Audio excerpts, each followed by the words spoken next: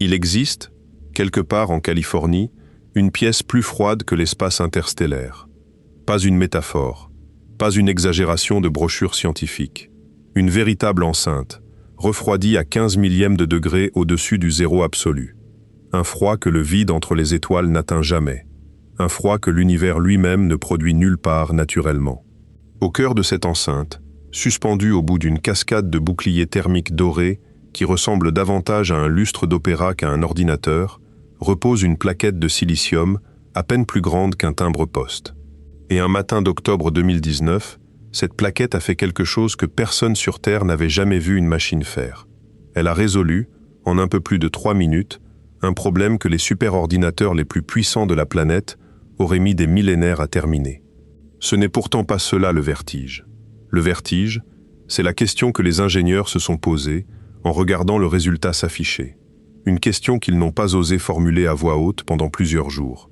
Où, exactement, ce calcul a-t-il eu lieu? Parce que selon les mathématiques qui gouvernent cette machine, il n'y avait pas assez de place dans l'univers observable pour le contenir. Si ce voyage vous intéresse, un pouce bleu et un abonnement nous aideraient énormément à continuer. Reprenons depuis le commencement, parce que cette histoire commence bien avant 2019, et qu'elle finit bien plus loin que la Californie. Elle commence par une constatation d'une simplicité brutale. Notre univers est immense, mais il n'est pas infini de la manière dont on l'imagine. Il est fini d'une façon très précise, et cette finitude a un chiffre. Si l'on compte chaque atome de chaque étoile, de chaque planète, de chaque grain de poussière flottant entre les galaxies, si l'on additionne tout ce que contient la sphère de 93 milliards d'années-lumière de diamètre, que nous appelons l'univers observable, on arrive à un nombre qui s'écrit avec environ 80 zéros. C'est colossal. C'est même, pour l'esprit humain, absolument impensable. Et pourtant, ce nombre est ridiculement petit, comparé à ce qu'une machine construite par des ingénieurs de 30 ans peut manipuler dans une pièce climatisée. Voilà le point de départ. Voilà ce qui rend cette histoire différente de toutes les autres histoires de technologie que vous connaissez. Nous n'avons pas construit une machine plus rapide. Nous avons construit une machine dont la description mathématique dépasse la capacité de stockage du cosmos visible. Et cette machine fonctionne.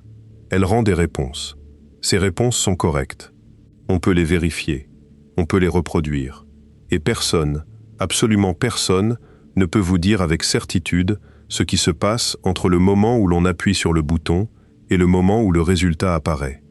Pour comprendre l'ampleur de ce que nous avons ouvert, il faut d'abord accepter une chose désagréable sur la mémoire. Un ordinateur classique, celui sur lequel vous lisez peut-être ces mots, stocke l'information sous forme de bits. Chaque bit est un interrupteur, ouvert ou fermé, 0 ou 1. 2 bits offrent 4 combinaisons possibles, mais la machine n'en visite qu'une seule à la fois. 3 bits offrent 8 combinaisons, toujours une seule à la fois. Le nombre de configurations double à chaque bit ajouté, mais la machine reste condamnée à explorer ce paysage combinatoire pas à pas, comme un homme qui traverserait un désert en comptant chaque grain de sable. Un bit quantique, lui, refuse ce choix. Il ne se contente pas d'être 0 ou 1. Il occupe un état intermédiaire que la physique appelle superposition, et qui n'a aucun équivalent dans l'expérience quotidienne. 2 bits quantiques, en superposition, portent simultanément les 4 combinaisons possibles. 3 en portent 8.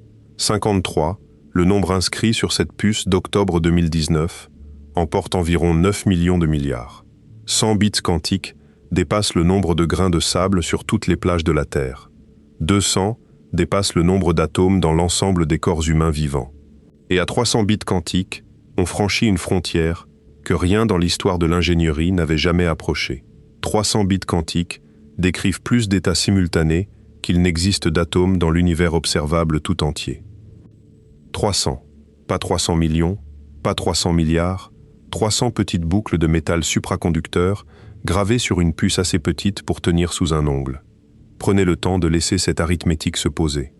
Si vous vouliez écrire, sur un support physique quelconque, la description complète de l'état d'un processeur à 300 bits quantiques, il vous faudrait un atome par nombre à retenir, et il n'y aurait pas assez d'atomes. Pas dans la Voie lactée. Pas dans le superamas de Laniakea qui contient 100 000 galaxies et s'étend sur 500 millions d'années-lumière. Pas dans la totalité de ce que nos télescopes pourront jamais atteindre, même si nous les faisions fonctionner jusqu'à la mort thermique du cosmos. La description ne rentre pas.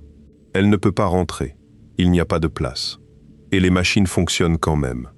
Les ingénieurs qui les construisent ont appris à vivre avec ce paradoxe de la même manière qu'un maçon vit avec la gravité, sans l'expliquer, mais en s'en servant tous les jours.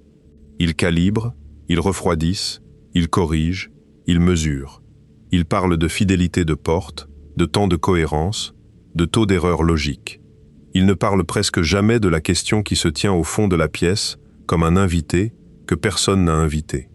Quand vous demandez à l'un d'eux, tard le soir, après le 3e café, où le calcul a réellement lieu, vous obtenez généralement un silence, puis un haussement d'épaule, puis une phrase du genre « ça dépend à qui tu poses la question ». Cette phrase-là est peut-être la plus honnête jamais prononcée dans un laboratoire. Car il existe une réponse. Elle a été formulée pour la première fois dans les années 50 par un jeune homme dont la carrière a été brisée pour l'avoir proposée, puis reprise et transformée en architecture d'ingénierie au milieu des années 80 par un physicien discret travaillant la nuit dans une maison d'Oxford. Cette réponse est aujourd'hui la fondation théorique sur laquelle repose une industrie de plusieurs centaines de milliards de dollars. Et elle affirme, sans détour, que la machine ne calcule pas seulement ici. Elle affirme que le calcul se répartit à travers des structures de la réalité que nous ne pouvons ni voir, ni visiter, ni mesurer, et qu'il revient ensuite se recombiner dans notre branche du monde sous la forme d'un simple nombre affiché sur un écran. Ce n'est pas de la science-fiction, c'est une interprétation. Il en existe d'autres. Nous les examinerons toutes, honnêtement, sans en cacher les faiblesses. Mais avant cela, il faut mesurer l'échelle du décor.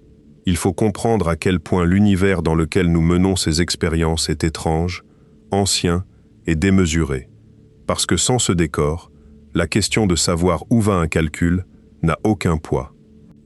Levez les yeux, alors, et regardez ce qu'il y a réellement au-dessus de nous. La lumière qui atteint votre œil depuis l'étoile la plus proche, Proxima du Centaure, a quitté sa surface il y a un peu plus de 4 ans. Elle a traversé 40 000 milliards de kilomètres de vide, sans rencontrer presque rien.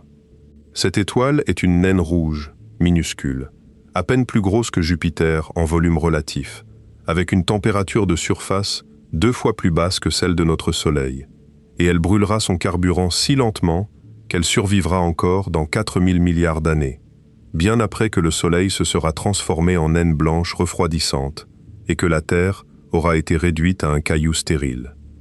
Autour de cette étoile tourne au moins une planète de masse comparable à la nôtre. Elle s'appelle Proxima b.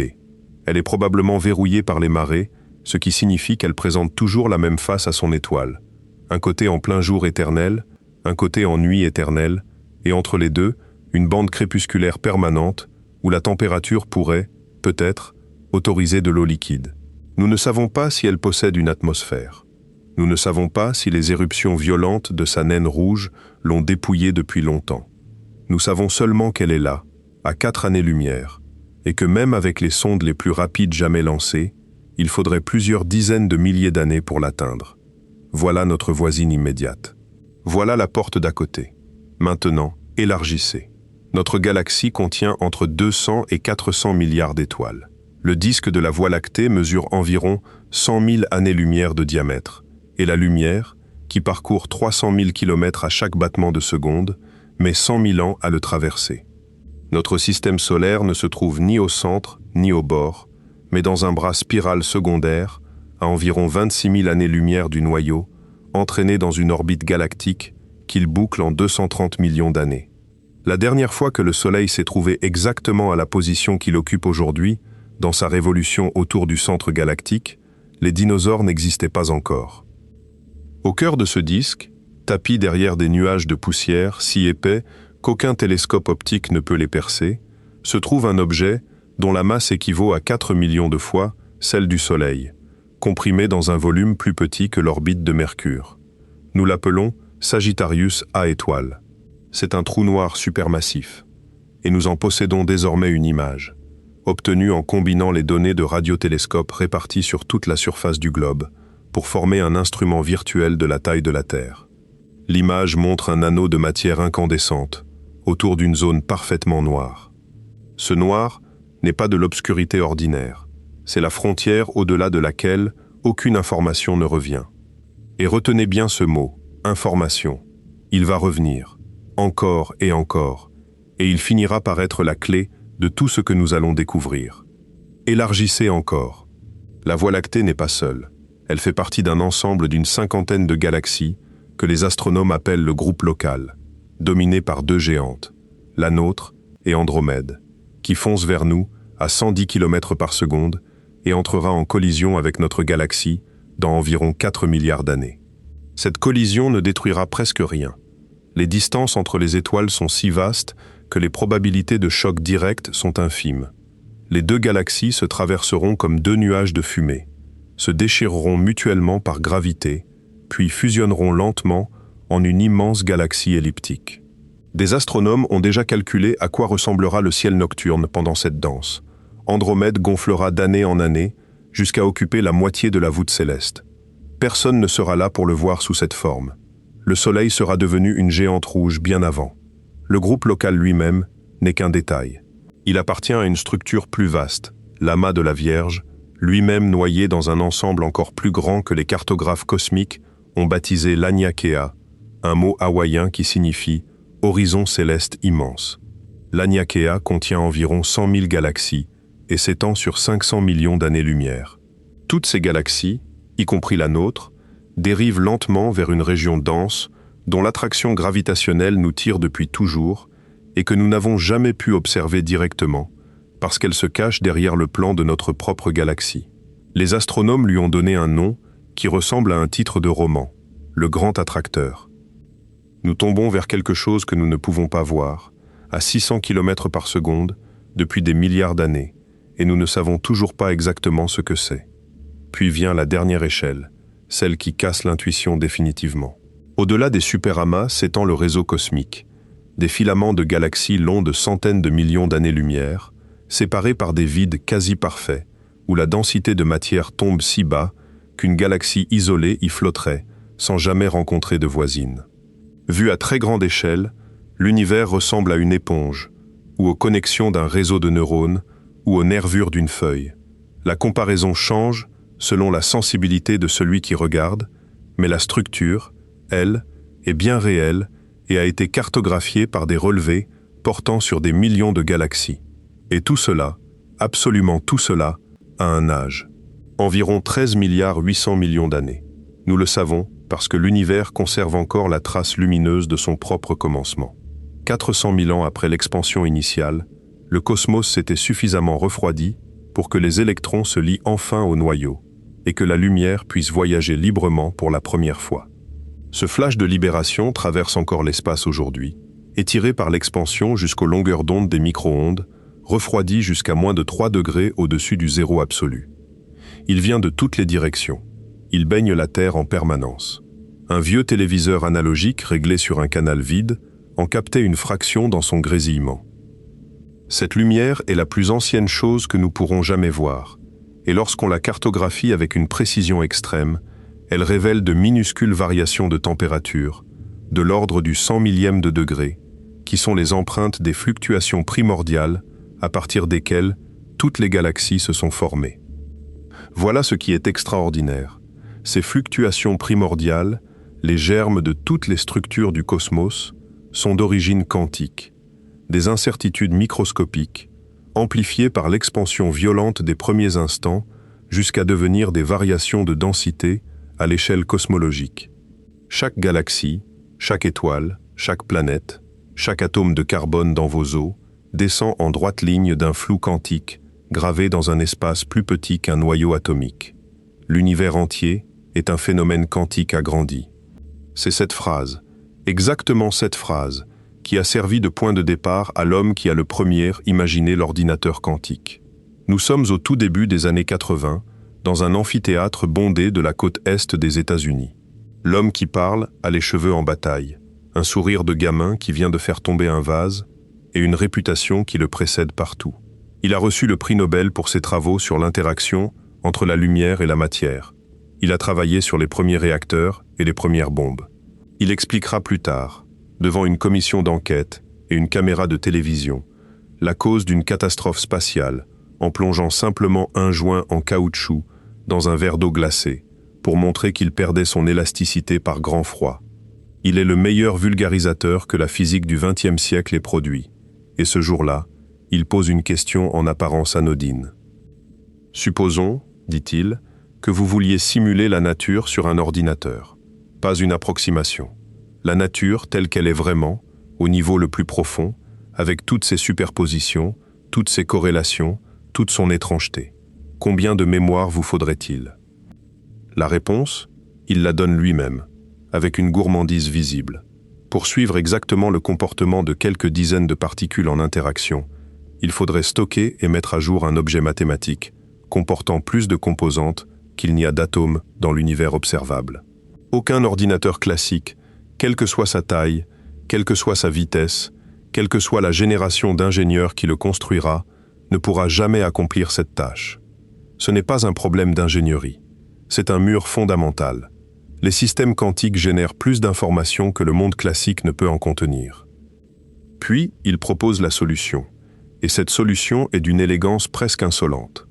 Si les ordinateurs classiques ne peuvent pas simuler la physique quantique, alors cessons d'utiliser des ordinateurs classiques pour cela. Construisons une machine faite de la même étoffe que ce que nous voulons étudier. Laissons la physique faire le travail elle-même. Il ne fournit aucun plan. Il ne dit pas comment fabriquer une telle machine. Il plante simplement une idée dans la tête de plusieurs centaines de personnes, et cette idée mettra 40 ans à germer. Mais il faut bien saisir la nature de la rupture qu'il propose, parce qu'elle est plus profonde qu'une question de vitesse. Un ordinateur classique manipule des symboles qui représentent le monde. Un ordinateur quantique, lui, ne représente pas le monde. Il est un morceau du monde placé dans une configuration choisie. La différence est celle qui sépare une maquette de bateau d'un véritable bateau. On peut étudier la maquette autant qu'on veut, elle ne flottera jamais sur une vraie mer. 3 ans après cette conférence, à Oxford, un physicien qui deviendrait célèbre pour ne presque jamais sortir de chez lui a publié l'article qui transforme l'intuition en architecture.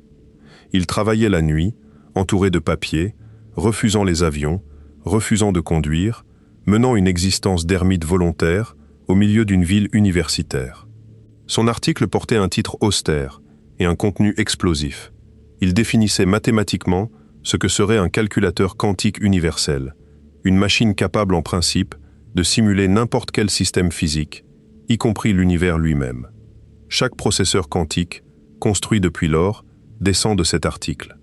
Chaque puce supraconductrice, chaque piège à ions, chaque architecture photonique. L'industrie entière repose sur un texte que presque personne n'a lu au moment de sa parution.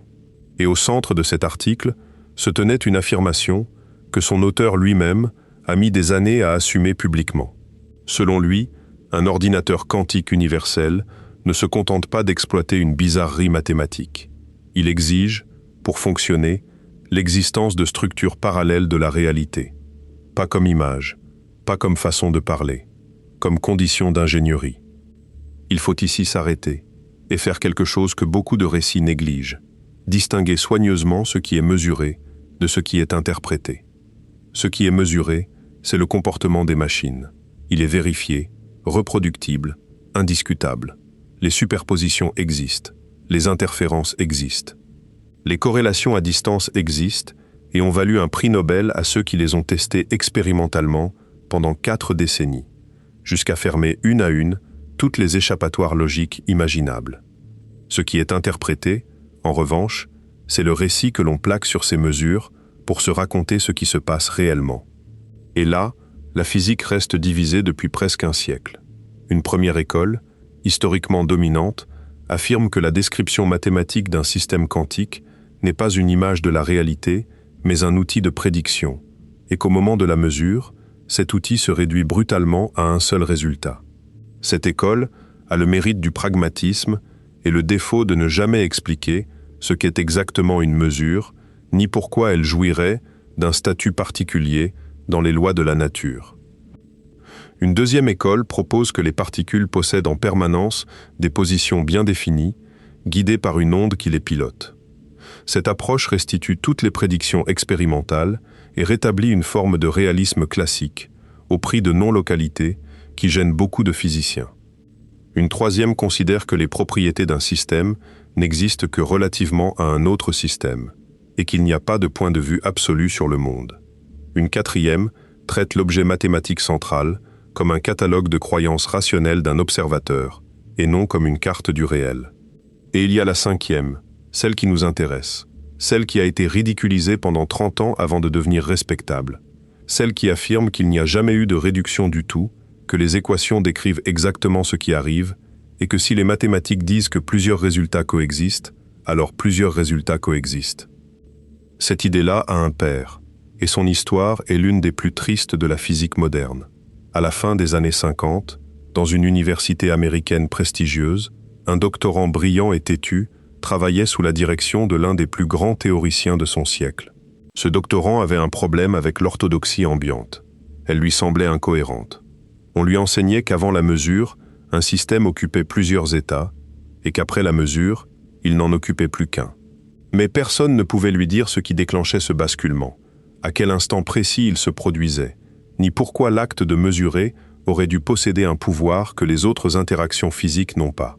On lui répondait, en substance, cela fonctionne, faites les calculs, passez à autre chose. Il refusa de passer à autre chose.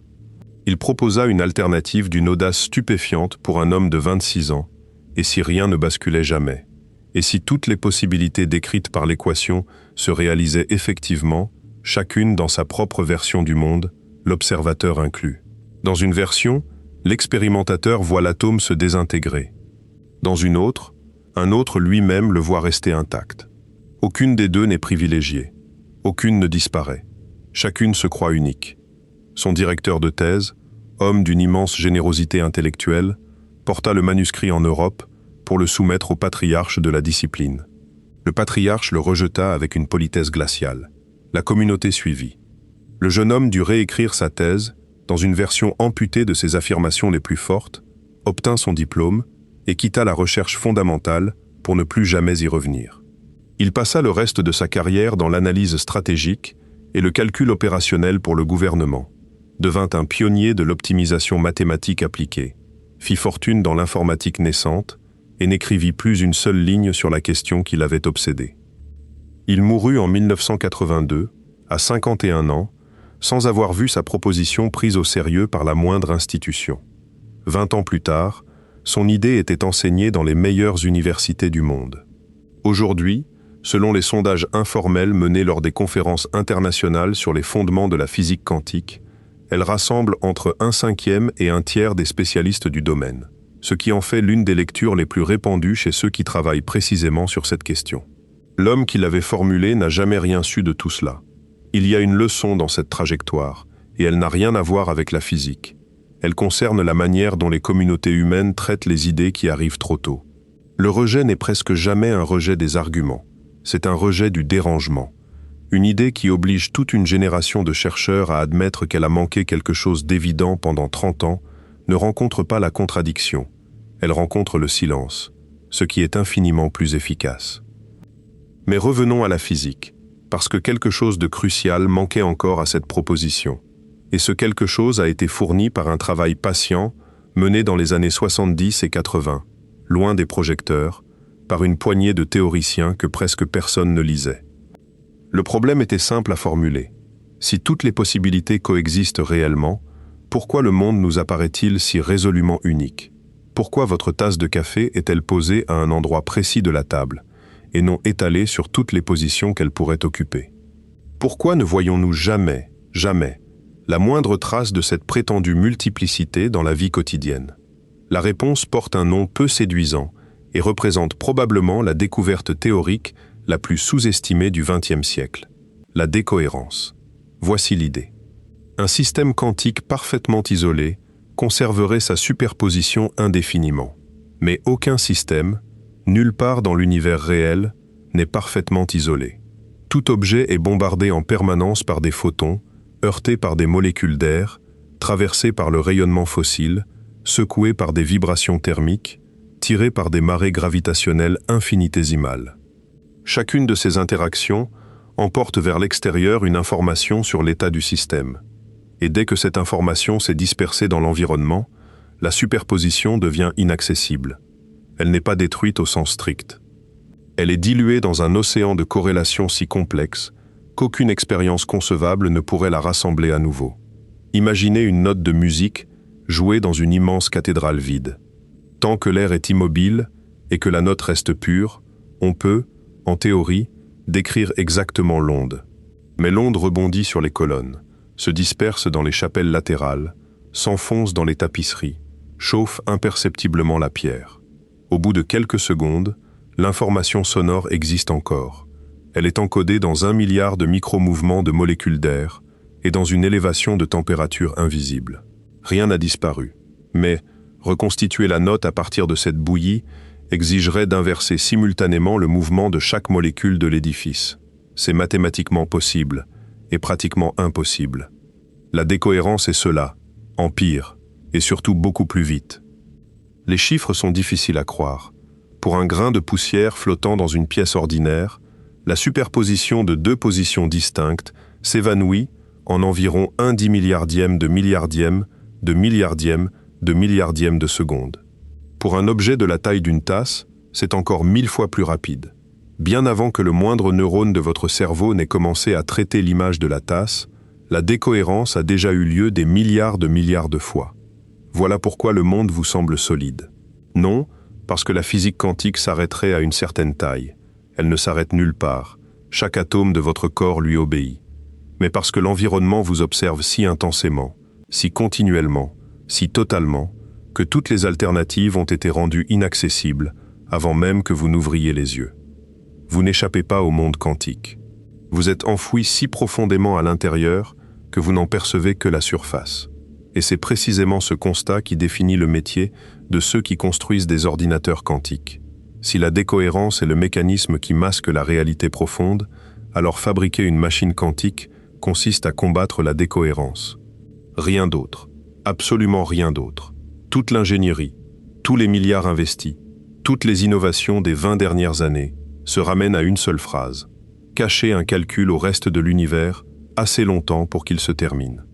Cette phrase mérite qu'on la relise, parce qu'elle décrit une situation historiquement inédite. Les plus grandes entreprises technologiques de la planète, les agences de recherche de la moitié des gouvernements du monde, des dizaines de milliers d'ingénieurs parmi les mieux formés de leur génération, consacrent l'essentiel de leur énergie à construire des enceintes destinées à empêcher l'univers de regarder à l'intérieur. L'ennemi, dans ce métier, ce n'est pas la concurrence, c'est l'environnement. C'est le photon égaré, la vibration sismique, le champ magnétique parasite, la molécule de gaz résiduel, le rayon cosmique qui traverse le bâtiment et vient déposer son énergie exactement au mauvais endroit. Oui, les rayons cosmiques. Ce détail n'apparaît presque jamais dans les articles grand public et il est pourtant l'un des plus poétiques de toute cette histoire. Des particules de haute énergie produites par des supernovas lointaines ou par des processus encore mal compris dans des noyaux galactiques actifs, voyagent pendant des millions d'années à travers le vide, traversent l'atmosphère terrestre, traversent le béton du laboratoire, traversent les boucliers thermiques et viennent parfois frapper la puce. Lorsqu'elles le font, elles peuvent corrompre simultanément un grand nombre de bits quantiques, provoquant une erreur corrélée que les codes correcteurs classiques ont beaucoup de mal à absorber. Certains groupes de recherche envisagent sérieusement d'installer les futurs processeurs quantiques dans d'anciennes mines, à des centaines de mètres sous terre, exactement comme on le fait déjà pour les détecteurs de neutrinos et de matière noire. Songez à l'image. Pour permettre à une machine de calculer, nous envisageons de l'enterrer sous une montagne afin de la protéger du souffle des étoiles mortes. Entrons maintenant dans l'une de ces salles, parce que l'atmosphère qui y règne fait partie du récit. La première chose qui frappe, ce n'est pas le froid. L'enceinte est isolée, la pièce elle-même reste à température normale. C'est le bruit. Un cliquetis régulier, mécanique, obstiné, une pulsation d'environ 1 seconde qui ne s'arrête jamais. C'est le tube à impulsion du réfrigérateur à dilution, le premier étage du refroidissement, celui qui amène l'ensemble à quelques degrés au-dessus du zéro absolu avant que la partie subtile ne commence. Les ingénieurs qui travaillent là finissent par ne plus l'entendre, exactement comme un marin cesse d'entendre le moteur. Certains disent que les premières nuits, chez eux, le silence les empêche de dormir. Le refroidissement final n'utilise pas de compresseur. Il exploite un phénomène étrange, le mélange de deux isotopes d'hélium qui, en dessous d'une certaine température, se séparent spontanément en deux phases, l'une riche et l'autre pauvre. Faire passer des atomes de la phase riche vers la phase pauvre coûte de l'énergie, et cette énergie est prélevée sous forme de chaleur au système. C'est un réfrigérateur sans pièce mobile à sa pointe, capable d'atteindre quelques millièmes de degrés au-dessus du zéro absolu et de s'y maintenir pendant des mois. À cette température, le métal des circuits devient supraconducteur. Le courant y circule sans aucune résistance, indéfiniment. Les boucles de courant peuvent alors se comporter comme des objets quantiques macroscopiques, avec des niveaux d'énergie discrets, exactement comme un atome, sauf qu'ici, l'atome est un circuit gravé, dessiné par un ingénieur, dont on peut choisir les propriétés sur un écran de conception. C'est peut-être le point le plus vertigineux de la technologie moderne. Nous avons appris à fabriquer des atomes artificiels sur mesure. Une autre approche, tout aussi belle, consiste à ne pas fabriquer d'atomes du tout, mais à utiliser les vrais. Dans les ordinateurs à ions piégés, on prend des atomes d'ytterbium ou de barium, on leur arrache un électron pour les charger électriquement, et on les suspend dans le vide au moyen de champs électriques oscillants. Ils forment alors un chapelet régulier, espacé de quelques micromètres, immobile, refroidi par laser, jusqu'à des températures où leur agitation devient négligeable. Des faisceaux laser focalisés viennent ensuite manipuler un à un leurs états internes, et les vibrations collectives de la chaîne servent de bus de communication entre eux. Ce dispositif possède un avantage que rien d'autre n'égale. Les atomes sont parfaitement identiques. Tous les ions d'ytterbium de l'univers sont rigoureusement les mêmes, aujourd'hui, hier, et dans une galaxie située à 10 milliards d'années-lumière. Aucun défaut de fabrication, aucune variation de lot, aucune dérive de procédé. La nature fournit des composants d'une uniformité absolue, gratuitement, depuis le début des temps. Une troisième voie, plus radicale encore, tente d'encoder l'information, non pas dans l'état d'une particule, mais dans la manière dont plusieurs objets sont reliés entre eux. L'idée est celle d'un nœud. Vous pouvez déformer une corde nouée autant que vous voulez, tirer dessus, la tordre, la chauffer. Tant que vous ne coupez pas la corde, le nœud reste un nœud. L'information n'est pas située à un endroit, elle réside dans la topologie de l'ensemble. Pour la détruire, l'environnement devrait perturber le système à plusieurs endroits simultanément, ce qui est exponentiellement moins probable qu'une perturbation locale. Un bit quantique construit ainsi serait naturellement protégé, sans besoin de l'énorme redondance qu'exigent les autres architectures. La difficulté, c'est que les objets exotiques nécessaires à cette approche ont mis près de 20 ans à passer du statut de prédiction théorique à celui de dispositif de laboratoire, et que leur caractérisation reste âprement discutée dans la communauté. Une quatrième voie utilise directement la lumière, des photons circulant dans des guides d'ondes gravés sur des puces de silicium, manipulés par des interféromètres, mesurés par des détecteurs supraconducteurs, capables de compter un unique grain de lumière. Cette approche a l'avantage de fonctionner à température ambiante pour une bonne partie de la chaîne et de se marier naturellement avec les fibres optiques qui parcourent déjà la planète. 4 paris différents, 4 visions du futur, des dizaines de milliards de dollars engagés. Et personne, pas même les meilleurs analystes du secteur, ne sait laquelle l'emportera. Mais toutes ces machines, quelle que soit leur architecture, doivent résoudre le même mystère central, celui qui déroute le plus les gens quand ils l'abordent pour la première fois. Un processeur quantique peut effectivement porter un nombre astronomique de configurations simultanées. Mais lorsqu'on le mesure, il ne rend qu'un seul résultat, un seul. Alors à quoi sert toute cette abondance si elle s'effondre en un unique nombre à la fin? La réponse est la clé de toute la discipline, et elle est étonnamment élégante. Un ordinateur quantique ne cherche pas la bonne réponse parmi toutes les possibilités. Il ne les essaye pas une par une. Il organise la physique de telle sorte que les mauvaises réponses s'annulent entre elles avant même la mesure. Pour comprendre cela, il faut penser en termes d'ondes. 2 ondes qui se rencontrent en phase, s'additionnent et forment une onde plus grande. 2 ondes qui se rencontrent en opposition de phase, s'annulent et laissent le calme. Ce phénomène est universel. Il concerne le son, la lumière, les vagues, les ondes sismiques, et il concerne aussi les amplitudes de probabilité qui gouvernent le comportement quantique. C'est exactement ce principe qu'exploitent les casques à réduction de bruit que des millions de personnes portent dans les avions. Un microphone capte le grondement des moteurs, un circuit calcule l'onde exactement inverse, un haut-parleur l'émet, et les deux ondes s'annulent au niveau du tympan. Le bruit ne disparaît pas parce qu'on l'a bloqué. Il disparaît parce qu'on lui a superposé son opposé. Un algorithme quantique fait la même chose avec les erreurs.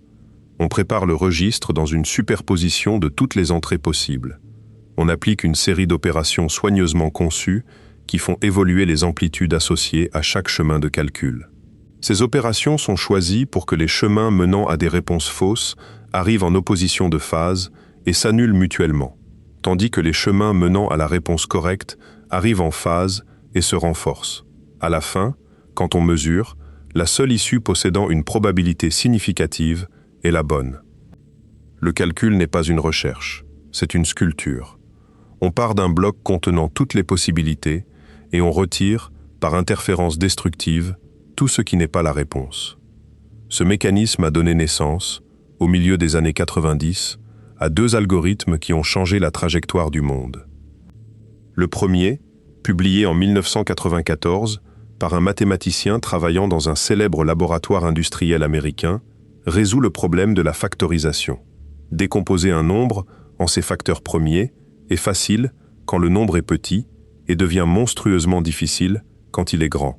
Cette difficulté n'est pas une curiosité académique, elle constitue la fondation de la quasi-totalité du chiffrement qui protège aujourd'hui les transactions bancaires, les communications diplomatiques, les dossiers médicaux et les messages privés.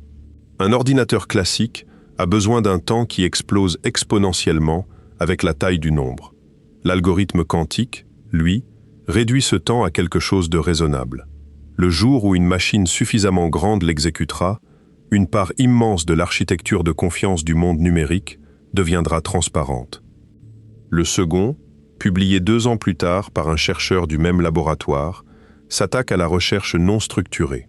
Trouver une aiguille dans une botte de foin sans indice sur l'endroit où elle se trouve. Un ordinateur classique doit examiner en moyenne la moitié des éléments. L'algorithme quantique n'a besoin que de la racine carrée de leur nombre. Pour 1 million d'éléments, cela signifie environ 1000 essais au lieu de 500 000. L'accélération est moins spectaculaire que pour la factorisation, mais elle s'applique à une famille de problèmes infiniment plus larges. Optimisation, apprentissage automatique, planification, recherche opérationnelle. Les 2 algorithmes ont été publiés avant que le matériel capable de les exécuter n'existe. Ils sont restés sur l'étagère pendant 30 ans, comme des plans d'architecte pour une ville qu'aucun ouvrier ne savait bâtir. Le matériel, lui, est en train de rattraper les plans, et il le fait plus vite que quiconque ne l'avait prévu. Pendant longtemps, un obstacle a semblé insurmontable, et il portait un nom simple, l'erreur. Les bits quantiques sont fragiles jusqu'à l'absurde. Ils perdent leur cohérence, ils dérivent, ils se contaminent mutuellement. Dans les premières machines, les erreurs s'accumulaient plus vite que le calcul ne progressait. C'était comme essayer de remplir une baignoire percée. Plus on ajoutait de bits quantiques, plus le système devenait bruyant, et l'on finissait par obtenir davantage de bruit que de résultats. Les théoriciens avaient pourtant démontré, dès les années 90, qu'une issue existait. Il fallait cesser de considérer chaque bit quantique physique comme une unité de calcul et l'utiliser plutôt comme une brique parmi d'autres pour construire un bit quantique logique, protégé par une redondance intelligente. On répartit l'information sur des dizaines, voire des centaines de bits physiques, et on ajoute des mesures continues qui détectent l'apparition d'une erreur sans jamais révéler la valeur du calcul lui-même. Subtilité essentielle, car mesurer directement l'information détruirait la superposition. On surveille les symptômes sans jamais regarder le patient. La théorie prédisait un seuil. En dessous d'un certain taux d'erreur physique, ajouter davantage de bits ferait chuter le taux d'erreur logique de manière exponentielle. Au-dessus de ce seuil, ajouter des bits ne ferait qu'empirer les choses. Pendant 30 ans, franchir ce seuil a été le Graal du domaine. Des générations entières d'ingénieurs ont travaillé, échoué, recommencé, sans jamais voir la courbe s'inverser. À la fin de l'année 2024, une équipe californienne a annoncé qu'elle avait réussi.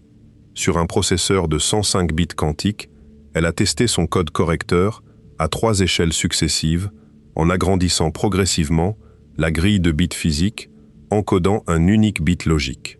À chaque agrandissement, le taux d'erreur logique a diminué, pas augmenté, diminué, et de manière exponentielle, exactement comme la théorie l'avait promis 30 ans plus tôt. Ce jour-là, une porte fermée depuis le début du domaine s'est entr'ouverte.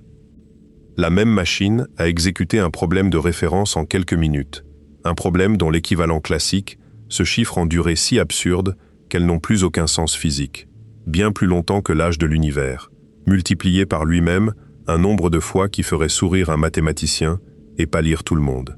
Ces comparaisons sont d'ailleurs contestées, régulièrement révisées à la baisse par des équipes classiques qui inventent de meilleures méthodes de simulation. Et il faut le dire honnêtement, la course entre le quantique et le classique ressemble davantage à un duel permanent qu'à une victoire définitive.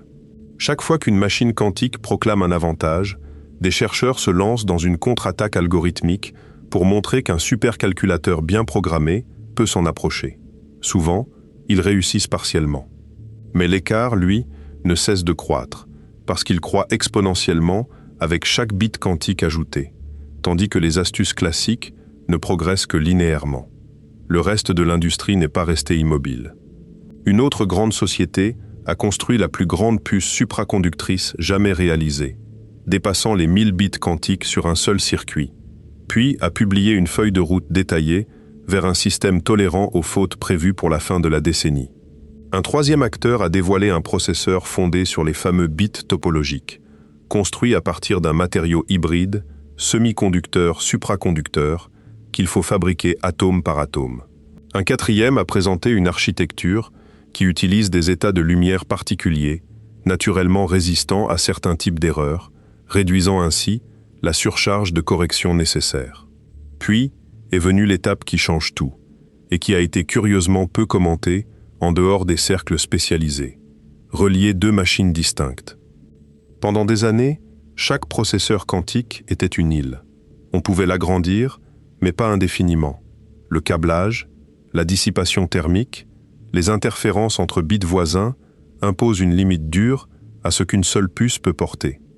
La seule issue consistait à connecter plusieurs processeurs en préservant leur cohérence quantique à travers la liaison, ce qui suppose de transporter de l'intrication d'une machine à l'autre au moyen de photons. Cela paraît technique. C'est en réalité la différence entre posséder un ordinateur et posséder un centre de données. Le jour où cette liaison est devenue fiable, l'ère de la puce unique s'est achevée et celle du calcul quantique distribué a commencé. Les analystes financiers ont immédiatement parlé de Graal de la scalabilité. Les actions des sociétés du secteur ont bondi.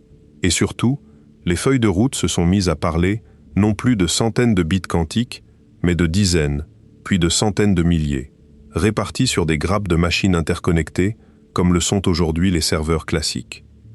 Cette accélération n'est pas un phénomène purement scientifique. Elle est devenue, très vite, l'une des compétitions géopolitiques déterminantes de notre époque. Les chiffres publics donnent une idée de l'enjeu. Un grand État asiatique a engagé, selon les seules données officiellement divulguées, plus de 15 milliards de dollars dans la recherche quantique sur une période de 5 ans, et les analystes estiment que les financements non publics sont substantiels. Ce même pays a lancé un satellite dédié à la communication quantique, capable de distribuer des photons intriqués vers des stations au sol séparées de plus de 1000 km, une prouesse qui semblait relever de la science-fiction 10 ans plus tôt. Il a développé ses propres processeurs supraconducteurs et une machine photonique qui a établi des records sur certaines classes de problèmes. De l'autre côté, plusieurs gouvernements occidentaux ont réagi par des programmes nationaux, des lois de financement et des désignations officielles de la sécurité quantique comme priorité stratégique. Le ton de ces documents n'est pas enthousiaste, il est préparatoire. Un rapport parlementaire a formulé la chose sans ambages. Celui qui gagnera la course quantique contrôlera le chiffrement de l'économie numérique et obtiendra des avantages durables en matière de renseignement. Traduisez cette phrase et elle devient inconfortable. L'État qui construira le premier une machine quantique pleinement opérationnelle aura potentiellement accès aux communications chiffrées, aux transactions financières, aux réseaux de défense et aux données personnelles de la planète entière. Et c'est ici qu'intervient la stratégie la plus troublante de toute cette histoire, celle qui se déroule déjà, silencieusement, depuis des années. Elle porte un nom d'une banalité désarmante. Moissonner maintenant, déchiffrer plus tard. Le raisonnement est d'une simplicité glaçante.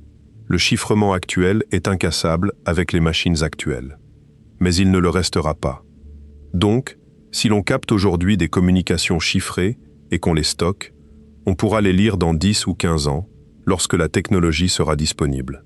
Le message que vous envoyez aujourd'hui, protégé par un chiffrement que l'on qualifie de militaire, n'est pas protégé pour toujours. Il est protégé jusqu'à une date que personne ne connaît précisément, mais que tout le monde sait approcher.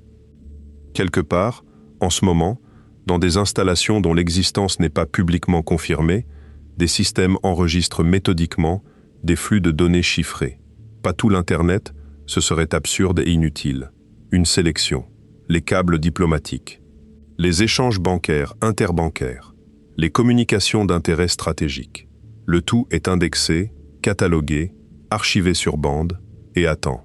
Les spécialistes appellent le moment de la révélation le jour Q. Longtemps, ce jour a semblé confortablement lointain. Les estimations initiales évaluaient à une vingtaine de millions de bits quantiques, physiques, les ressources nécessaires pour briser les clés les plus courantes. À ce niveau, on pouvait raisonnablement parler de plusieurs décennies. Mais ces estimations n'ont cessé de fondre. De nouvelles techniques d'implémentation, des architectures de processeurs plus efficaces, des optimisations sur la manière d'organiser les opérations arithmétiques ont fait chuter le chiffre d'un ordre de grandeur en quelques années seulement.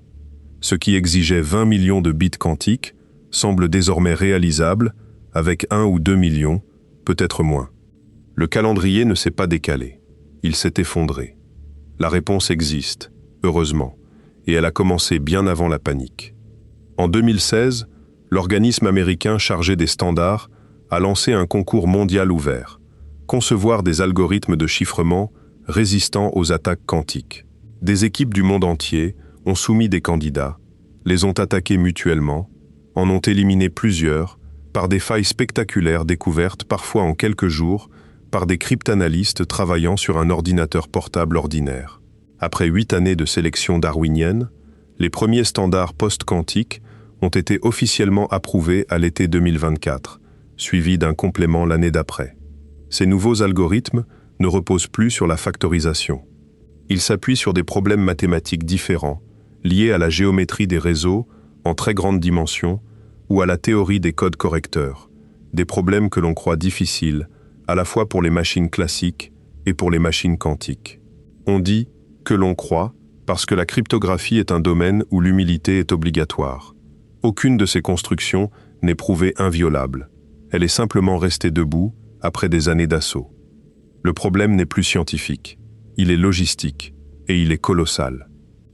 Chaque banque, chaque hôpital, chaque agence gouvernementale, chaque fournisseur d'accès, chaque constructeur automobile, chaque fabricant d'objets connectés doit revoir ses systèmes, réémettre ses clés, mettre à jour ses logiciels, coordonner la transition avec des milliers de partenaires. Les estimations du coût mondial se chiffrent en centaines de milliards, et certains équipements posent un problème particulièrement épineux. Les satellites en orbite, les capteurs industriels enfouis, les dispositifs médicaux implantés, les systèmes embarqués conçus pour durer 20 ans sans mise à jour possible. On ne remplace pas le module cryptographique d'un satellite déjà en orbite géostationnaire. C'est aussi une des raisons pour lesquelles les agences spatiales ont pris ce sujet très au sérieux. Une sonde lancée aujourd'hui vers les lunes glacées de Jupiter fonctionnera encore dans 15 ans. Les commandes qu'elle recevra devront être authentifiées avec des signatures qui tiendront jusque-là. Une signature falsifiable, c'est une sonde détournable.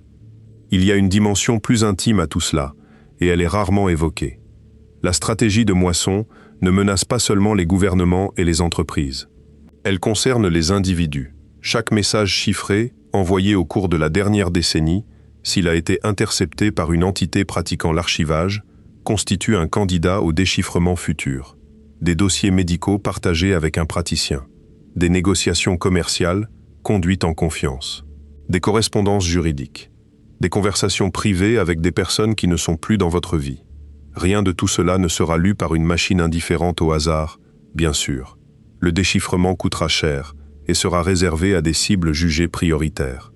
Mais pour quiconque a jamais présenté un intérêt pour un service de renseignement, un concurrent industriel ou un adversaire politique, la confidentialité du passé possède désormais une date de péremption. Alors, faut-il conclure que cette technologie est une menace? Ce serait passer à côté de la moitié de l'histoire, et probablement de la plus importante. Car la même machine qui casse un chiffrement peut faire quelque chose que rien d'autre ne sait faire, simuler la matière elle-même. Reprenons l'intuition de départ. La chimie est de la physique quantique. Une molécule n'est rien d'autre qu'un nuage d'électrons partagés entre des noyaux, et le comportement de ces électrons obéit à des équations que l'on connaît parfaitement depuis un siècle, mais que l'on ne sait pas résoudre exactement au-delà des systèmes les plus simples. Tout le reste de la chimie computationnelle repose sur des approximations, plus ou moins ingénieuses, plus ou moins fiables. Elles fonctionnent souvent bien. Elles échouent précisément dans les cas les plus intéressants, ceux où les électrons sont fortement corrélés, où de petites différences de structure produisent des comportements radicalement différents. Un ordinateur quantique n'a pas besoin d'approximer. Il peut, en principe, encoder directement le système à étudier, laisser la physique évoluer et lire le résultat. Les premières applications concrètes ont commencé à apparaître. Une équipe travaillant dans un centre de recherche pédiatrique de renommée mondiale a publié les résultats d'un projet ciblant l'une des protéines les plus redoutées de l'oncologie, impliquée dans une proportion écrasante de certains cancers du pancréas, du côlon et du poumon. Cette protéine avait la réputation d'être impossible à cibler. Sa surface n'offrait aucune cavité claire où une molécule médicamenteuse pourrait venir se loger. Des générations de candidats avaient échoué. L'industrie pharmaceutique avait largement renoncé à l'attaquer directement. L'équipe a utilisé une chaîne de traitement hybride, combinant un algorithme quantique génératif et de l'apprentissage automatique classique, pour explorer une bibliothèque virtuelle de dizaines de millions de composés. L'étage quantique a mis en avant des structures moléculaires que l'approche classique seule n'aurait pas priorisées. Le tri s'est resserré, de millions à milliers, puis à quelques dizaines de molécules effectivement synthétisées dans un laboratoire de chimie et testées sur des cellules. 2 d'entre elles ont montré une activité biologique mesurable, 2 sur 15. Pour qui connaît les taux de réussite de la découverte de médicaments, ce chiffre est stupéfiant. Mais l'essentiel n'est pas là. L'essentiel, c'est qu'une méthode reproductible a été validée. Une chaîne de travail existe désormais, documentée, réutilisable, que l'on pourra pointer vers la prochaine cible réputée impossible, puis vers la suivante. Les analystes économiques évaluent à plusieurs centaines de milliards le potentiel de la découverte médicamenteuse assistée par le quantique d'ici la fin de la prochaine décennie. Ces chiffres valent ce que valent toutes les projections, c'est-à-dire pas grand-chose, mais ils traduisent une conviction largement partagée. La biologie moléculaire est un problème quantique déguisé en problème chimique. Le même raisonnement s'applique aux matériaux. Les propriétés d'un solide, sa conductivité, sa dureté, son magnétisme, sa transparence, découlent du comportement collectif de ces électrons. Concevoir un matériau sur ordinateur revient donc à résoudre un problème quantique à plusieurs corps, exactement celui que les machines classiques ne savent pas traiter. Le trophée le plus convoité de cette catégorie porte un nom qui circule depuis un siècle, le supraconducteur à température ambiante. Un matériau capable de transporter du courant sans la moindre perte, sans réfrigération, dans les conditions ordinaires. Les conséquences seraient difficiles à surestimer. Transport d'électricité sans perte sur des milliers de kilomètres, moteur d'une efficacité inédite, imagerie médicale transformée, train à sustentation, devenu banal, aimant surpuissant pour la fusion contrôlée. L'ironie serait délicieuse.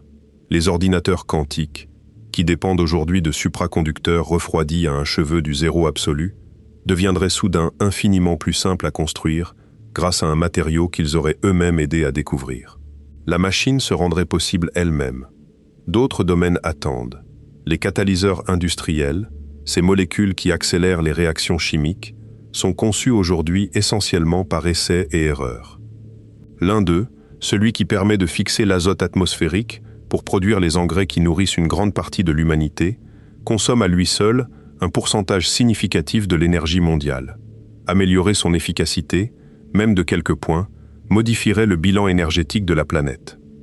Or la nature, elle, sait déjà faire cette réaction à température ambiante, dans les racines de certaines plantes, grâce à une enzyme dont le mécanisme exact nous échappe encore, parce que le simuler correctement dépasse les capacités classiques. Nous avons construit une industrie gigantesque et gourmande pour reproduire maladroitement ce qu'une bactérie du sol accomplit sans effort depuis des centaines de millions d'années. Un ordinateur quantique suffisamment puissant pourrait enfin nous expliquer comment elle s'y prend. Cette remarque sur la bactérie mérite qu'on s'y attarde, parce qu'elle ouvre l'un des chapitres les plus surprenants de la science des 20 dernières années. Pendant tout le XXe siècle, les biologistes ont travaillé avec une hypothèse tacite. Le vivant est chaud, humide et bruyant. Donc, la cohérence quantique ne peut y survivre. Les atomes obéissent bien sûr aux lois quantiques, mais les cellules, elles, seraient des machines classiques compliquées. Point final. Cette certitude s'est fissurée à partir des années 2000, et le premier coup est venu d'un endroit inattendu, la photosynthèse. Le processus est connu dans ses grandes lignes depuis longtemps. Un photon frappe une molécule de pigment. Celle-ci absorbe l'énergie, et cette énergie doit ensuite voyager à travers une chaîne de molécules jusqu'au centre réactionnel où elle déclenche la chimie qui produit du sucre. Ce que personne n'expliquait, c'était l'efficacité de ce transport. Les modèles classiques prévoyaient des pertes importantes à chaque étape. Les mesures sur des organismes réels montraient un rendement proche de la perfection. Presque toute l'énergie captée arrivait à destination. En 2007, une équipe californienne a résolu l'énigme grâce à une technique de spectroscopie laser d'une rapidité extrême, capable de photographier des événements durant quelques millionièmes de milliardièmes de seconde. Ce qu'elle a observé a stupéfié le domaine. L'énergie ne sautait pas d'une molécule à l'autre au hasard. Elle se propageait comme une superposition, explorant simultanément plusieurs chemins, et le trajet finalement emprunté était celui qui émergeait de l'interférence entre toutes les possibilités.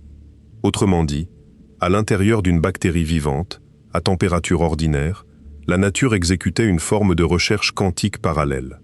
Le même principe fondamental que l'algorithme publié une décennie plus tôt par un chercheur en cravate dans un laboratoire du New Jersey. Les plantes avaient trouvé les premières, avec environ 3 milliards d'années d'avance. Les détails restent débattus. La durée exacte de la cohérence, le rôle des vibrations moléculaires environnantes, la part de l'effet dans le rendement global, tout cela fait encore l'objet de travaux contradictoires, et il serait malhonnête de prétendre que l'affaire est close. Mais le point essentiel n'est plus contesté. Des effets quantiques cohérents interviennent dans un système biologique chaud et désordonné, ce que la théorie standard jugeait impossible. Puis est venu l'oiseau. Les rouges-gorges européens migrent chaque année sur des milliers de kilomètres, et l'on sait depuis les années 60 qu'ils s'orientent grâce au champ magnétique terrestre. Le problème, c'est que ce champ est ridiculement faible, environ 50 millionièmes de Tesla à la surface, une intensité que les ingénieurs mesurent avec des instruments coûteux et soigneusement blindés. Comment un oiseau de 20 grammes, avec des protéines et de l'eau salée pour tout matériel, peut-il détecter quelque chose d'aussi ténu? L'hypothèse proposée au tournant du millénaire tenait de l'audace pure. Une protéine présente dans la rétine des oiseaux migrateurs absorbe la lumière bleue et bascule dans un état où 2 électrons, situés sur 2 molécules différentes, se retrouvent quantiquement corrélés. Le champ magnétique terrestre, si faible soit-il, modifie légèrement la façon dont ce couple d'électrons évolue. Selon l'orientation du champ par rapport à la molécule, la réaction chimique qui suit ne produit pas tout à fait le même résultat. L'oiseau, en tournant la tête, perçoit une variation dans son champ visuel. Le rouge-gorge ne sent pas le nord, il le voit. Cette proposition a été accueillie avec un scepticisme considérable, puis vérifiée pièce par pièce pendant 2 décennies. Les biochimistes ont confirmé que la protéine produit bien les paires d'électrons requises et qu'elles vivent assez longtemps. Les éthologues ont montré que les oiseaux perdent leur orientation lorsqu'on les expose à des champs radiofréquences précisément accordés pour perturber ce mécanisme, exactement comme la théorie le prédisait. Les généticiens ont identifié les variantes de protéines impliquées. La liste des espèces concernées s'est allongée. D'autres oiseaux, des poissons migrateurs, des tortues marines, probablement certains insectes. Le vivant utilise des corrélations quantiques comme instrument de navigation depuis des centaines de millions d'années, et nous ne l'avons découvert qu'hier. D'autres exemples se sont accumulés. De nombreuses enzymes, les catalyseurs biologiques qui rendent possible chaque réaction dans vos cellules, exploitent l'effet tunnel.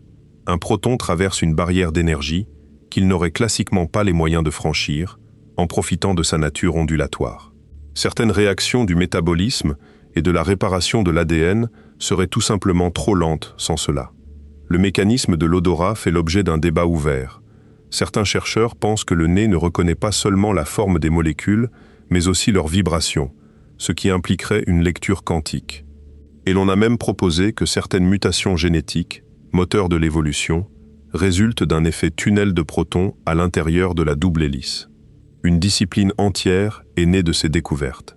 Elle n'existait pas il y a 25 ans. Elle possède aujourd'hui ses revues, ses congrès, ses programmes doctoraux et une génération de jeunes chercheurs pour qui l'idée que la biologie exploite le quantique n'a rien d'exotique. Ce renversement change complètement la manière de percevoir les machines que nous construisons. Nous nous imaginions arrachés à une physique réticente des tours qu'elle n'aurait jamais consenti à faire seule. Nous découvrons qu'elle les fait partout, tout le temps, depuis toujours.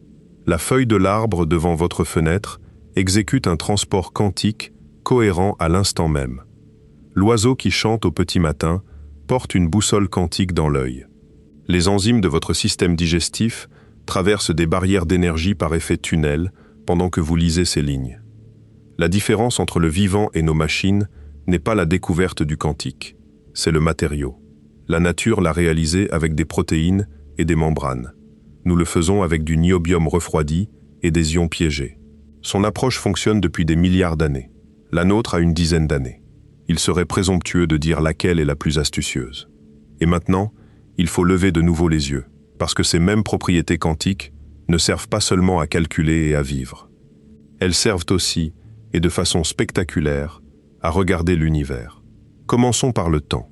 Les horloges atomiques modernes fonctionnent en interrogeant une transition électronique d'un atome avec un laser dont la fréquence est asservie avec une précision inouïe. Les meilleures d'entre elles, fondées sur des réseaux optiques d'atomes de strontium ou d'ytterbium, atteignent une stabilité telle qu'elles dériveraient de moins d'une seconde sur une durée comparable à l'âge de l'univers. Cette précision n'est pas un exploit gratuit. Elle a une conséquence directe et magnifique. Elle permet de mesurer la gravité. Selon la relativité générale, le temps s'écoule plus lentement là où la gravité est plus forte. Ce n'est pas une théorie abstraite, c'est un effet mesuré quotidiennement. Les satellites de navigation, qui orbitent à 20 000 km d'altitude, voient leurs horloges avancer d'environ 38 microsecondes par jour par rapport aux nôtres, et si l'on ne corrigeait pas cet écart, les positions calculées dériveraient de plus de 10 km en 24 heures. Chaque fois qu'un téléphone vous indique le bon chemin, il applique silencieusement une correction relativiste. Les horloges de dernière génération sont désormais si précises qu'elles détectent la différence d'écoulement du temps entre deux points séparés de quelques centimètres de hauteur. Posez l'horloge sur une table, elle bat légèrement plus vite que si vous la posez par terre.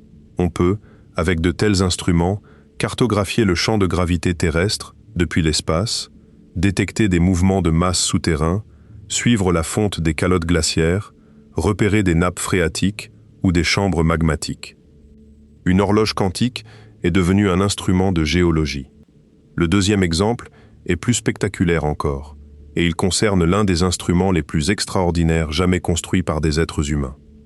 En septembre 2015, 2 détecteurs situés à 3000 km l'un de l'autre aux États-Unis ont enregistré, à 7 millisecondes d'intervalle, un signal identique, un frémissement de l'espace lui-même, monté en fréquence pendant une fraction de seconde, puis évanoui. Ce frémissement provenait de la fusion de 2 trous noirs d'environ 30 masses solaires chacun, survenus à plus d'1 milliard d'années-lumière. Pendant les derniers instants de leur spirale, ces 2 objets ont converti l'équivalent de 3 soleils entiers en énergie pure sous forme d'ondes gravitationnelles, rayonnant brièvement plus de puissance que toutes les étoiles de l'univers observable réunies.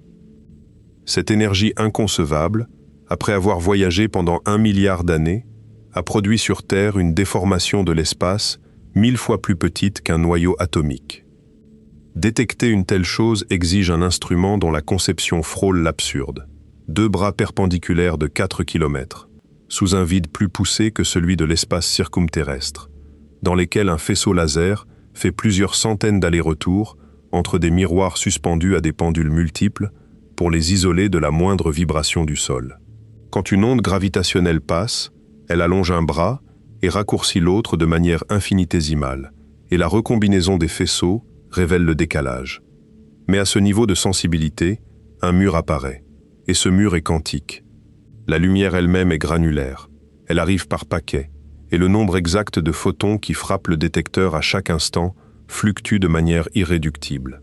Ce bruit de grenaille, conséquence directe du principe d'incertitude, impose une limite fondamentale à la mesure. On ne peut pas mesurer plus finement que le vide ne le permet. Sauf que l'on peut, et c'est ici que l'histoire devient magnifique. En exploitant une technique appelée compression d'état, on peut réorganiser l'incertitude quantique elle-même. Le principe d'incertitude n'interdit pas de réduire le flou sur une grandeur. Il interdit seulement de le réduire sur deux grandeurs conjuguées à la fois. On peut donc écraser l'incertitude sur la quantité qui nous intéresse, à condition d'accepter qu'elle augmente sur celle qui ne nous sert pas.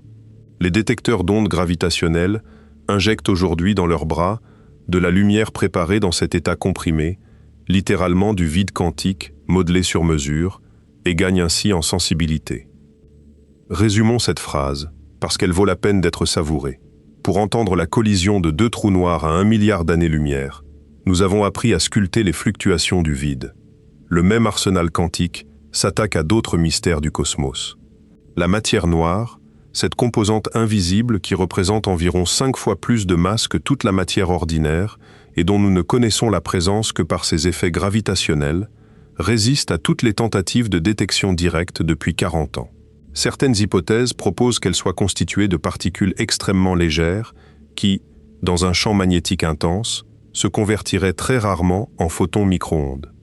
Le signal attendu est si faible que les amplificateurs classiques, qui ajoutent inévitablement leur propre bruit quantique, le noieraient entièrement. Des équipes utilisent donc des amplificateurs à limite quantique, dérivés directement de la technologie des bits quantiques supraconducteurs, pour écouter dans des cavités refroidies un murmure qui n'est peut-être pas là. Les instruments conçus pour construire des ordinateurs servent désormais à chercher la substance manquante de l'univers. Il y a plus. Les interféromètres à atomes exploitent le fait que la matière possède elle aussi une nature ondulatoire. On refroidit un nuage d'atomes jusqu'à des températures de l'ordre du milliardième de degré, on le sépare en deux trajectoires au moyen d'impulsions laser, on le recombine et l'on lit dans la figure d'interférence la moindre différence d'accélération subie par les deux bras. Ces capteurs mesurent la gravité avec une finesse inaccessible aux instruments mécaniques. En orbite, ils permettent de suivre les variations du champ gravitationnel terrestre avec une résolution qui révèle des déplacements d'eau souterraine à l'échelle continentale. Dans l'espace lointain, ils pourraient offrir une navigation inertielle autonome, capable de calculer une position sans aucun signal extérieur, ce qui compte énormément lorsque l'on se trouve à plusieurs heures-lumière de la Terre et qu'attendre une correction depuis le sol n'est plus une option. Car il faut se rappeler à quel point la communication spatiale reste lente et fragile.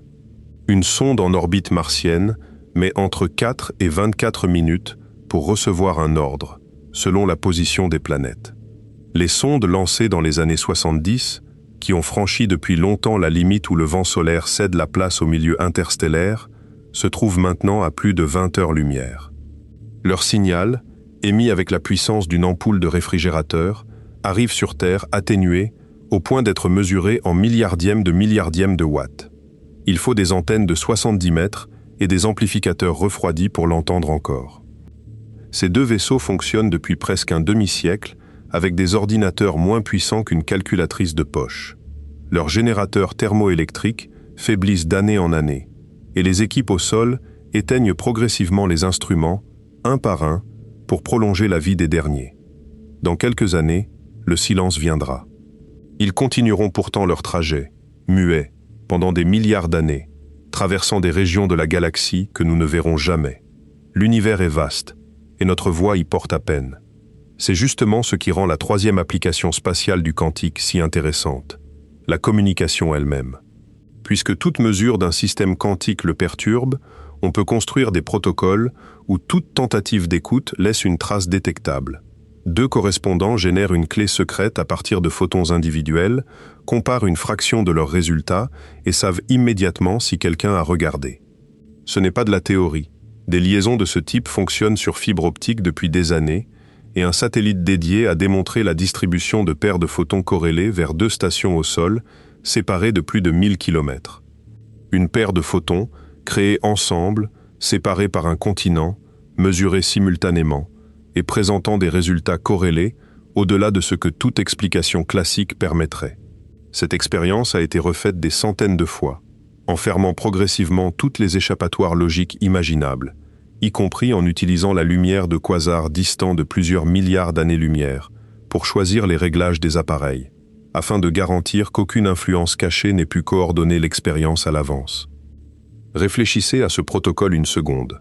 Pour vérifier une propriété du monde microscopique, des physiciens ont utilisé comme générateur de hasard la lumière émise par des objets situés à des milliards d'années-lumière, émise avant même que la Terre n'existe. Le cosmos entier a servi de témoin. Et le résultat est toujours le même. Les corrélations quantiques dépassent ce qu'une réalité locale et prédéterminée pourrait produire. Ce n'est plus une opinion. C'est une propriété mesurée du monde, récompensée par les plus hautes distinctions scientifiques, et sur laquelle repose désormais une industrie.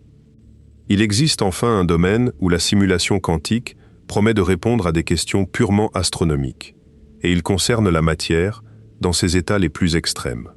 Lorsqu'une étoile massive épuise son carburant, son cœur s'effondre en quelques secondes et se comprime jusqu'à atteindre une densité comparable à celle d'un noyau atomique. Ce qui subsiste est une sphère d'une vingtaine de kilomètres de diamètre, pesant davantage que le Soleil, tournant parfois plusieurs centaines de fois par seconde, avec un champ magnétique des milliards de fois supérieur à celui de la Terre. Une cuillerée de cette matière pèserait autant qu'une montagne. Personne ne sait exactement de quoi elle est faite à l'intérieur. Les modèles divergent, neutrons serrés les uns contre les autres, particules plus exotiques, peut-être un état de matière que nous n'avons jamais nommé. Le problème est le même que partout ailleurs dans ce récit. Les équations existent, mais leur résolution dépasse les capacités classiques. Aucun laboratoire terrestre ne reproduira jamais ces conditions, et aucun superordinateur ne les calculera exactement. Une machine quantique suffisamment grande pourrait le faire, et nous dire enfin ce qui se cache au cœur des cadavres d'étoiles. Reste alors la question qui hante tout ce récit depuis la première minute. Si ces corrélations sont réelles, si les superpositions sont réelles, si une machine peut porter plus de configurations que le cosmos ne contient d'atomes, alors où tout cela se déroule-t-il? Une piste, développée depuis une trentaine d'années, propose une réponse si étrange qu'elle exige de repenser le sens même du mot « où ». Elle commence par une affirmation qui semble relever de la philosophie et qui s'est révélée être de la thermodynamique. En 1961, un physicien travaillant dans un laboratoire industriel a soutenu que l'information n'est pas une abstraction mathématique flottant au-dessus du monde matériel, mais une grandeur physique au sens le plus strict. Sa démonstration portait sur un point précis: effacer un bit d'information, remettre une variable à zéro sans conserver de traces de sa valeur précédente, doit obligatoirement libérer une quantité minimale de chaleur dans l'environnement. Le calcul en lui-même peut, en principe, être rendu réversible, et donc gratuit. Mais l'oubli, lui, coûte. La quantité en jeu est ridiculement petite, quelques milliardièmes de joules par bit à température ambiante. Pendant un demi-siècle, aucune expérience n'a pu la mesurer, et beaucoup de chercheurs la considéraient comme une curiosité théorique. En 2012, une équipe travaillant en Allemagne a construit un dispositif suffisamment délicat pour la détecter. Ils ont piégé une microscopique bille de silice dans un faisceau laser, façonné le potentiel de manière à créer deux positions stables correspondant à 0 et à 1, puis effacer l'information en forçant la bille vers un état unique. Ils ont mesuré la chaleur dégagée. Le résultat correspondait à la prédiction. Ce qui signifie, littéralement, que supprimer un fait réchauffe l'univers. Chaque fois que vous videz une corbeille sur un ordinateur, chaque fois qu'un circuit logique écrase une valeur, une infime bouffée de chaleur part rejoindre l'agitation générale du monde. La quantité est négligeable pour un bit et devient loin d'être négligeable pour les centres de données de la planète, dont la consommation électrique se compte désormais en pourcentage de la production mondiale. L'information a un poids énergétique. Elle occupe une place. Elle ne peut pas être créée ou détruite gratuitement. Un grand physicien du XXe siècle, celui-là même qui avait encadré le doctorant dont nous avons raconté l'histoire et qui a inventé l'expression « trou noir », a poussé cette intuition jusqu'à sa conclusion la plus radicale au terme d'une longue vie de réflexion. Selon lui, la réalité n'est pas fondamentalement faite de matière, ni d'énergie, ni de champ. Au niveau le plus profond, elle est faite d'informations, de questions posées et de réponses obtenues. Les objets et les événements que nous percevons émergeraient de ce substrat de réponses binaires comme une image émerge d'une trame de points. Pendant longtemps, cette idée a été traitée comme la formule élégante d'un vieux sage. Puis, les trous noirs s'en sont mêlés. Dans les années 70, on a compris qu'un trou noir possède une entropie, c'est-à-dire une quantité d'informations cachées, et que cette entropie ne dépend pas de son volume.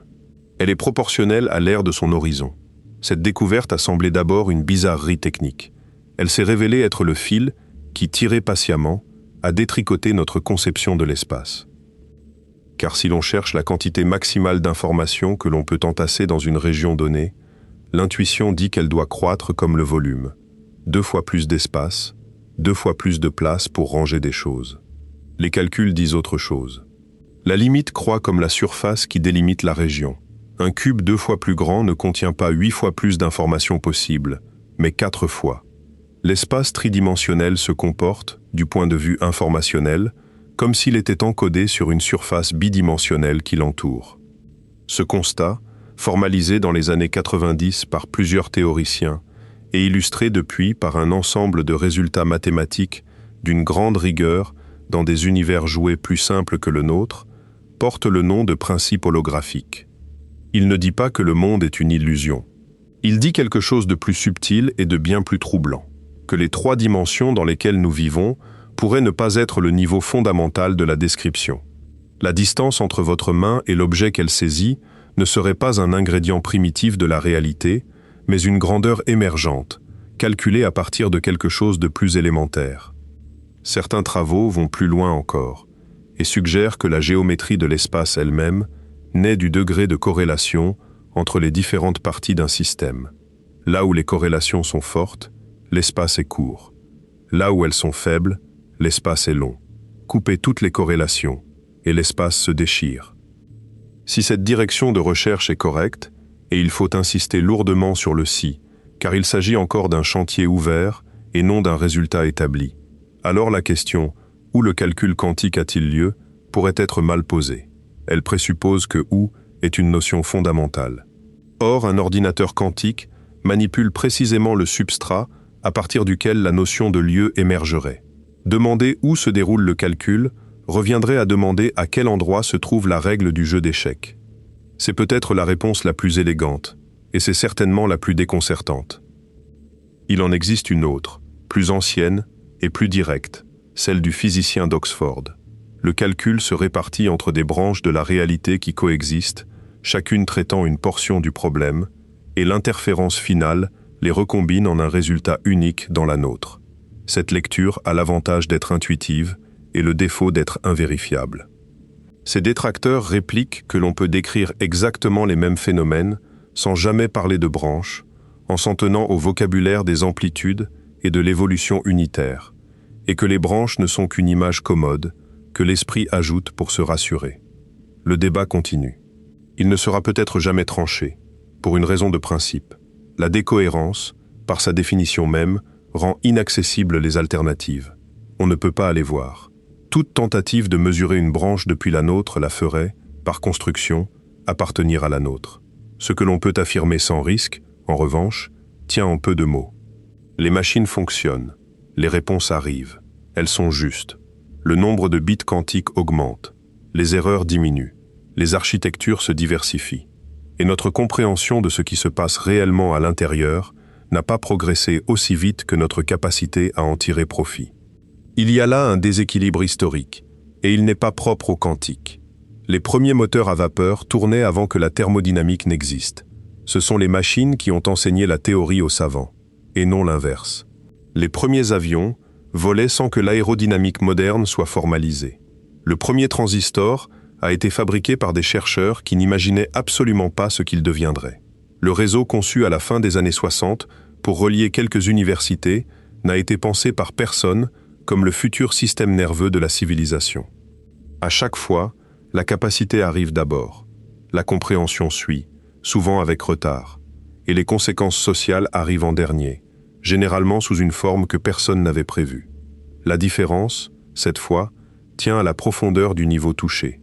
L'informatique classique a transformé notre manière de manipuler des symboles. L'informatique quantique, elle, oblige à s'interroger sur ce que sont les symboles, sur ce qu'est l'information, et sur la nature de la couche de réalité que nous sommes en train de solliciter. Nous n'avons pas seulement fabriqué un outil plus rapide, nous avons construit un instrument qui pose des questions que nos catégories habituelles ne savent pas formuler. Il faut à ce stade dire quelque chose d'inconfortable, et le dire sans dramatisation inutile. À aucun moment, durant les 40 dernières années, aucune institution sur cette planète n'a organisé de délibération collective pour décider s'il fallait construire ces machines. Aucun parlement n'a voté. Aucun référendum n'a été tenu. Aucune assemblée internationale n'a examiné la question de savoir si l'humanité souhaitait développer une technologie qui, selon la lecture la plus répandue de ses propres équations, exploite des structures de la réalité que nous ne pouvons ni observer ni inventorier. La question n'a jamais été posée. Elle s'est simplement produite. Elle s'est produite parce que les équations fonctionnaient, parce que les ingénieurs résolvaient les problèmes un par un, parce que les financements arrivaient, les articles étaient publiés, les valorisations grimpaient. À chaque étape, des personnes compétentes ont pris des décisions raisonnables dans leur périmètre. Personne, à aucun niveau, n'a jamais pris de décision sur l'ensemble. Ce n'est le procès de personne. C'est le schéma habituel de toute technologie majeure, et il n'y a aucune raison particulière de croire que celle-ci y échapperait. Les gens qui construisent ces machines sont, dans leur immense majorité, des chercheurs sincères et curieux, convaincus de contribuer au savoir humain et à son bien-être, et souvent les premiers à reconnaître qu'ils ne savent pas exactement ce que fait leur propre appareil au niveau le plus profond. Ce n'est pas une faiblesse intellectuelle, c'est l'état normal de la physique. Le grand vulgarisateur dont nous avons parlé au début disait, avec son sourire habituel, que quiconque prétend comprendre la mécanique quantique ne la comprend pas. Il ne parlait pas des équations. Celles-ci sont maîtrisées, enseignées, appliquées, avec une précision qui reste la plus grande réussite prédictive de l'histoire des sciences. Il parlait de l'image mentale, du récit que l'on se raconte pour donner un sens au symbole. Ce récit-là, un siècle après, manque toujours. Alors regardons la trajectoire avec lucidité, sans effroi et sans naïveté. Le rythme s'accélère. Le franchissement du seuil de correction d'erreur, réputé inaccessible pendant 3 décennies, a été démontré. Les architectures se sont diversifiées au lieu de converger, ce qui est le signe d'un domaine jeune et fertile.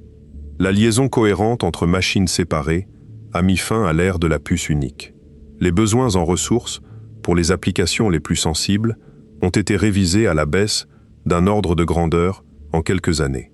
Les feuilles de route publiques des principaux acteurs visent des systèmes tolérants aux fautes dans un horizon qui se compte désormais en années plutôt qu'en générations. Et l'application la plus importante de cette technologie n'a très probablement pas encore été nommée. C'est l'enseignement le plus fiable de l'histoire des techniques. Ceux qui ont conçu le laser le voyaient comme une curiosité de laboratoire sans usage évident. Il découpe aujourd'hui l'acier, opère les yeux et transporte l'intégralité du trafic mondial dans des fibres de verre. Il en ira de même ici. Certains bénéfices seront immenses. De nouveaux médicaments contre des maladies aujourd'hui hors de portée, des matériaux dont nous ne soupçonnons pas l'existence, des procédés industriels moins gourmands, des modèles climatiques capables de descendre au niveau des réactions chimiques de l'atmosphère, une compréhension plus fine de ce qui se passe au cœur des étoiles et dans la matière ultra-dense des étoiles à neutrons, où un dé à coudre de matière pèserait autant qu'une montagne. Certains risques seront sérieux, la transparence rétrospective des communications, la concentration de capacités inédites entre peu de mains, l'écart croissant entre ceux qui possèdent ces machines et ceux qui n'y auront pas accès. Les deux viendront ensemble, comme toujours, du même dispositif. Reste alors la question que nous avons repoussée depuis le début et qui est la seule à laquelle les équations ne répondent pas. Les mathématiques décrivent avec une précision extraordinaire comment les amplitudes issues de tous les chemins de calcul se recombinent pour produire un résultat mesuré chez nous. Elles décrivent l'annulation des mauvaises réponses. Elles décrivent le renforcement des bonnes. Elles donnent les probabilités de chaque issue observable. Ce qu'elles ne décrivent pas, ce qu'elles n'ont jamais décrit, c'est ce qui se passe ailleurs, si tant est qu'un ailleurs existe. Elles s'arrêtent net à la mesure. Elles nous disent ce que nous voyons. Elles se taisent sur tout le reste. Cette absence n'est pas un défaut d'ingénierie. Les machines fonctionnent parfaitement sans que la question soit réglée. Aucun industriel n'a besoin de trancher la métaphysique pour livrer un processeur, et aucune banque n'exigera de réponse philosophique avant d'acheter du temps de calcul. Sur le plan pratique, l'affaire est close. Sur le plan de la compréhension, elle est béante. Et c'est précisément parce qu'elle est béante qu'elle mérite d'être formulée à voix haute plutôt que gardée pour les couloirs de conférence. Nous avons construit des instruments qui puisent leur puissance dans une couche de la réalité que nous ne pouvons pas inspecter. Nous les rendons chaque année plus grands, plus stables, plus nombreux, plus interconnectés. Nous en dépendrons bientôt pour concevoir nos médicaments, nos matériaux, nos réseaux, nos systèmes de sécurité. Et nous continuons d'ignorer si cette relation est unilatérale ou si elle comporte une contrepartie que nos équations ne savent pas exprimer. La réponse honnête, la seule que la science autorise aujourd'hui, tient en 3 mots. Nous ne savons pas. Cette phrase n'est pas un échec. Elle est probablement la plus grande force de la démarche scientifique. Toute l'histoire que nous venons de parcourir est faite de moments où quelqu'un a eu le courage de dire qu'il ne savait pas, puis de chercher malgré tout. Le doctorant que l'on a réduit au silence savait qu'il ne savait pas, et il a proposé quand même. Le conférencier ébouriffé savait que personne ne savait simuler la nature, et il a suggéré de fabriquer une machine faite de nature. Les théoriciens de la décohérence savaient que l'explication reçue ne tenait pas debout, et ils ont passé 30 ans à en construire une meilleure. Les ingénieurs qui ont fait chuter le taux d'erreur savaient que 3 décennies d'échecs les précédaient, et ils ont recommencé. Il faudrait retenir cela plutôt que le vertige. Songez à ce que nous avons appris à faire en 1 siècle à peine. Nous avons mesuré la première lumière de l'univers, encore présente dans le ciel, refroidie à moins de 3 degrés au-dessus du zéro absolu, et nous y avons lu les fluctuations qui ont donné naissance à toutes les galaxies. Nous avons photographié l'ombre d'un trou noir en transformant la planète entière en télescope. Nous avons entendu 2 astres compacts fusionnés à 1 milliard d'années-lumière en sculptant les fluctuations du vide pour mieux écouter.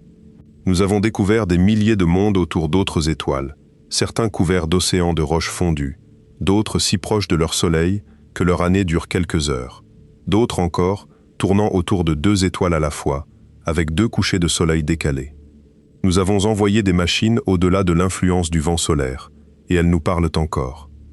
Et pendant que nous faisions tout cela, nous avons découvert que la feuille d'un arbre, l'œil d'un oiseau migrateur et les enzymes de notre propre corps utilisaient déjà, discrètement, la physique la plus étrange que nous ayons jamais formalisée.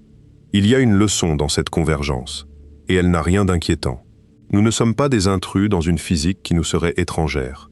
Nous en sommes faits. Chaque atome de calcium dans vos os a été forgé dans le cœur d'une étoile qui a explosé bien avant la naissance du Soleil, puis dispersé dans un nuage moléculaire, puis effondré à nouveau, puis intégré à une planète, puis à un océan, puis à une cellule, puis à vous. Vous êtes le résultat d'un processus de 13 800 millions d'années qui a produit, entre autres choses, une matière capable de se retourner sur elle-même et de se demander comment elle fonctionne. Les machines que nous construisons dans ces chambres glaciales sont une extension de ce même mouvement. Elles ne sont ni des portes interdites, ni des menaces surnaturelles. Elles sont des instruments extraordinairement puissants et encore mal compris, fabriqués par une espèce qui n'a jamais su attendre d'avoir tout compris avant de construire. Ce qui est certain, c'est que le rythme ne ralentira pas. Chaque avancée rend la suivante plus facile. Chaque génération de matériel abaisse le coût de la génération d'après. Les courbes ne s'aplatissent pas, elles se redressent. Alors ce soir, pendant que le monde dort, des dizaines de réfrigérateurs à dilution continuent leur cliquetis régulier dans des laboratoires répartis sur 4 continents. Des lasers immobilisent des chapelets d'ions dans un vide plus pur que l'espace. des photons uniques traversent des guides d'ondes gravés dans le silicium. Des impulsions micro-ondes viennent chatouiller des atomes artificiels refroidis plus bas que le fond diffus cosmologique, et des séquences de portes soigneusement calibrées font s'annuler des milliards de mauvaises réponses pour ne laisser subsister que la bonne. Les résultats arrivent. Ils sont justes, ils sont vérifiables, ils sont reproductibles. Et quelque part au-dessus de tout cela, indifférent, la lumière d'étoiles mortes depuis longtemps continue de traverser le vide en direction de télescopes qui n'existent pas encore, portant des informations que personne n'a jamais lues, sur des événements que personne n'a jamais vus, dans un univers qui s'est révélé, à chaque fois que nous avons regardé de plus près, infiniment plus étrange et plus beau que la meilleure histoire que nous ayons su en raconter.